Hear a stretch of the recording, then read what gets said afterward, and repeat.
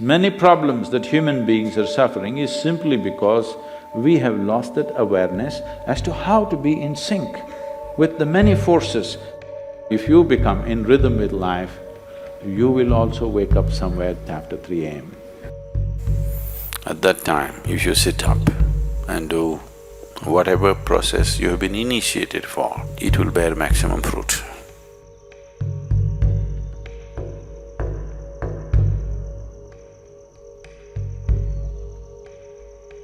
In the way the planet is spinning and what is happening, something very fundamental changes somewhere between 3:20 to 3:40. This is called Brahma Muhurtam. This is relevant only up to 33 degrees latitude. Your system, human system, functions in a certain way. It is a possibility. So, there has been an awareness about making use of this possibility. Your life is a product of many things that we call as the universe, many things that we call as existence. So we are a consequence of a certain phenomenal happening that we call as cosmos. We are not an individual existence. So when you get in sync, certain things will happen. You know, there's a cicadas in where we are in Tennessee, the US ashram, they wake up once in 17 years. Can you beat it? They know it is 17 years and they come awake and they breathe and they go back to sleep. They're keeping time once in 17 years, no alarm bell anywhere. Well, how is this? I'm saying they're in sync with nature. We have lost sync within nature and we think that is our nature. No. All the many ailments, many problems that human beings are suffering is simply because we have lost that awareness as to how to be in sync with the many forces which are making us who we are. So yoga is to bring that sync so that you are in rhythm with life. If you become in rhythm with life, you will also wake up somewhere just after 3 a.m. If you're conscious, suddenly a certain spark of aliveness will happen within you. Even if you're in deep sleep, you will come awake. This must happen to you. This means you're falling in sync with it. You're falling in sync with life.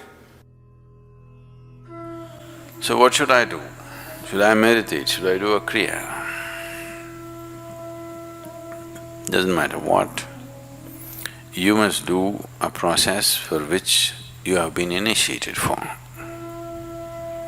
Because initiation means you were not just taught a practice, it was introduced into your system, it was implanted in your system.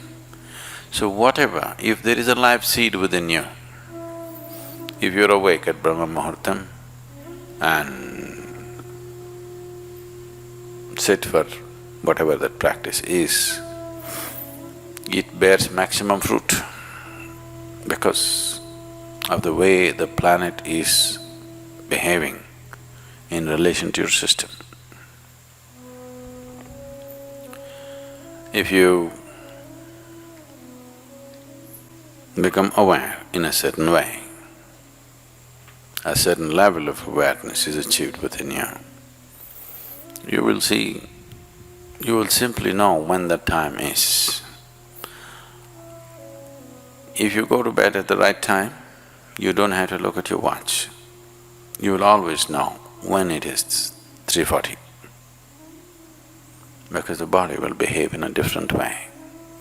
At that time, if you sit up and do whatever process you have been initiated for, not what you picked up from a book, it will bear maximum fruit. The seed will get the necessary support at that time for it to sprout or spurt up more rapidly than at other times. This is only for the initiated. If you are not initiated, you're a book yogi, then 340, 640, 740, not so much of a difference. Sandhya kalas are more important for such people.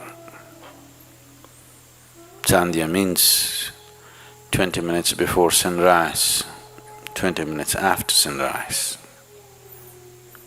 or 20 minutes before sunset and 20 minutes after sunset. The same goes for noon and midnight, but they're of a different nature. So these two twilights are better for the uninitiated. 340 is good for those who've been powerfully initiated.